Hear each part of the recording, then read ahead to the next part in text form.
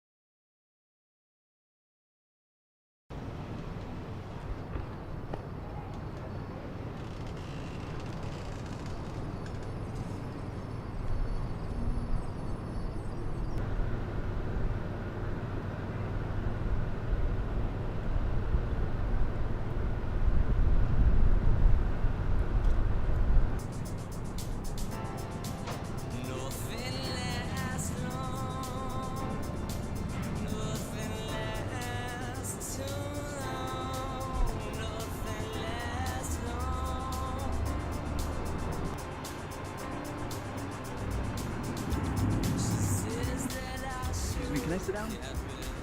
Sure. I'm sorry, I don't mean to be creepy. I gotta take you out sometime. Okay? Okay, alright. Can you put your phone number in for me? Okay, I'll see you. All right. Okay.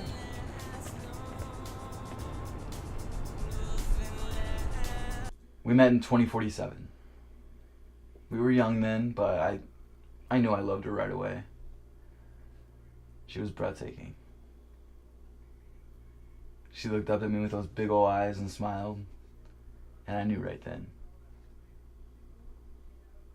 Hours flew by like minutes when I was with her. It was like I was constantly in a dream.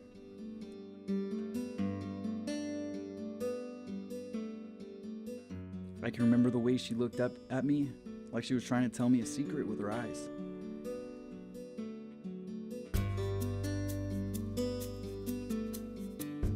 I think she was trying to tell me she felt it too.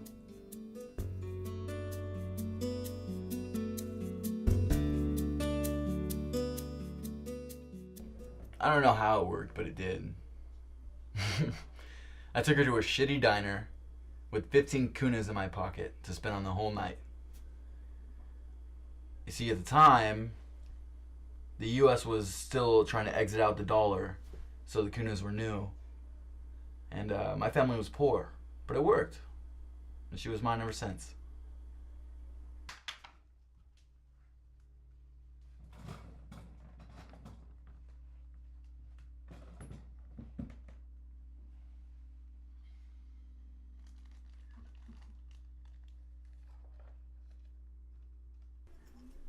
Well, it happened all at once. First, it took my sister-in-law, and we were shocked. We didn't think it would ever happen to us. We thought the government or someone would take control of it at some point. But then it took my brother, and then his two kids, and then it took my parents. You wonder if you ever have enough. You wonder if at some point you're not going to be punished anymore, or, God's going to give you a break. You have hope. I mean, one morning I woke up and I knew. I took Heather to the hospital and she was gone. Come on. Let's go.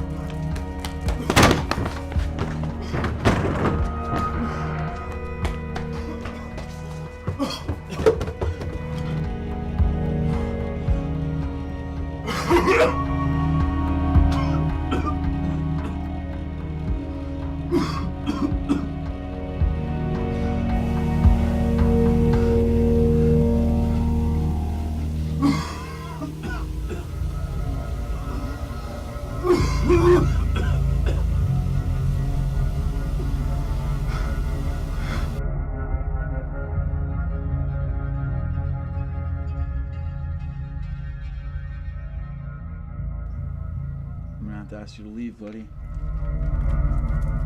Leave. Go!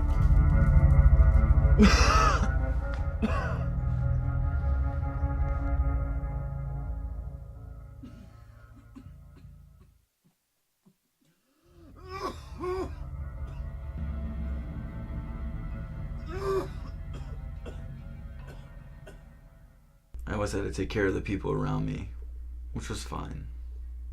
I was okay with it. But now that I'm infected too, and I don't have anyone here to tell me it's gonna be okay, that I'm gonna be alright, even though I know it's not true,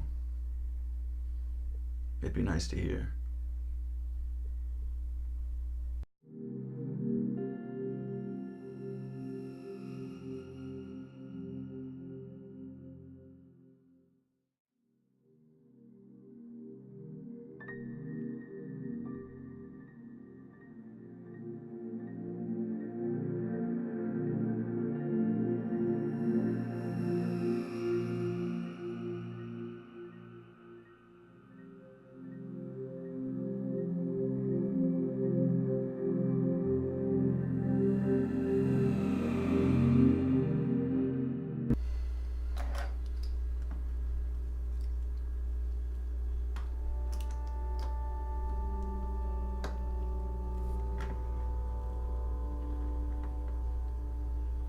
During Jesus Christ's Last Supper, he took the bread and gave each of his disciples a piece and said, "This is my body given for you.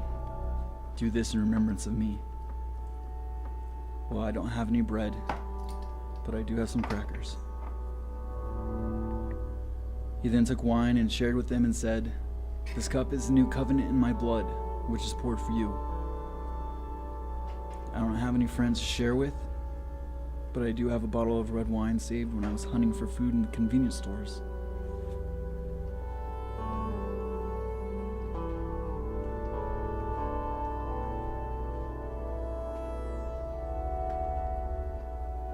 I never imagined my final moments to be like this. I also never imagined being without Heather. For a while I thought maybe I got left behind to give humanity a second chance. But maybe God decided that we don't deserve one.